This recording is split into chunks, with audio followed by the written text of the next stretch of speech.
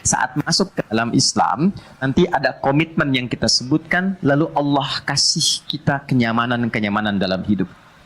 Dikasih A, dikasih B, dikasih C, nanti kita akan tunjukkan apa saja yang Allah berikan dalam kehidupan kita. Nah, itu seperti diberikan pinjaman untuk nanti dikembalikan saat pulang kepada Allah di akhirat. Contoh, maaf ya, itu sering kita sebut dengan amanah.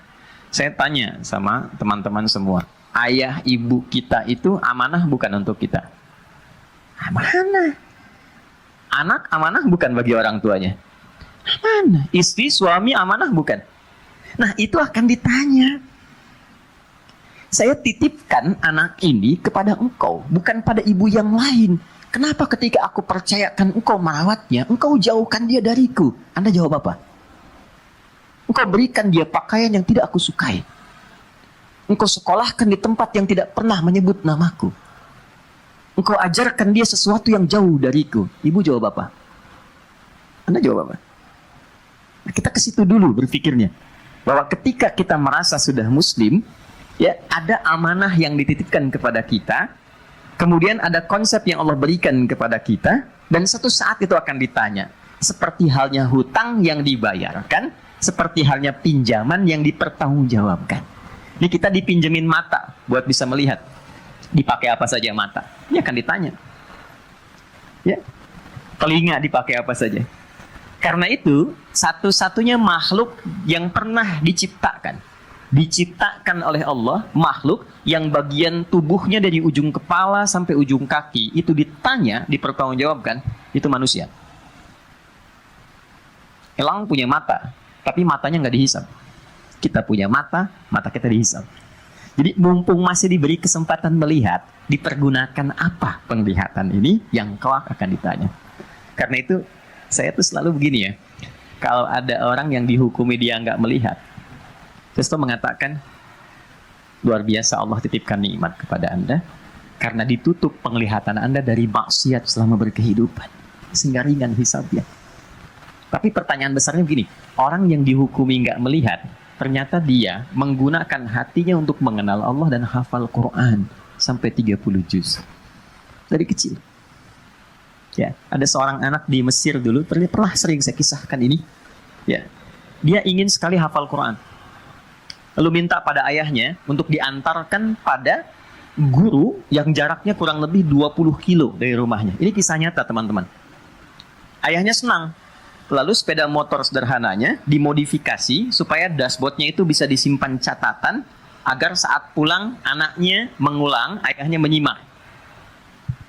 Izin sampai bolak-balik, singkatnya anaknya hafal Quran 30 juz, ayahnya yang mengantar belum hafal.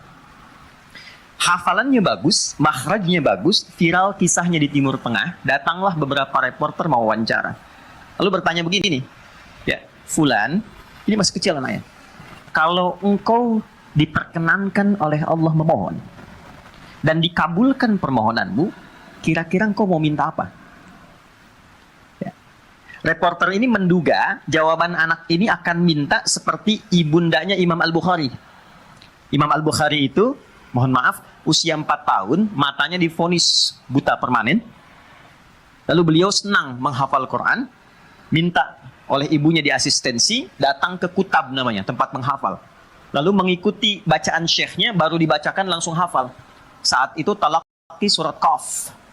Begitu pulang, diulang kembali, saat sampai di ayat 21 sampai 22, laqad kunta fi ghaflatin min hadza fakashafna anka ghita'aka fabasaruka al-yawma hadid. Secara singkatnya, dengan izin Allah itu sembuh matanya, bisa lihat lagi. Ya, nanti ini ada di Fathul Bari, jilid yang pertama, ya. Dari 16 jilid. Yang mau saya persingkat gini, dikira anak ini mau minta permintaan yang serupa.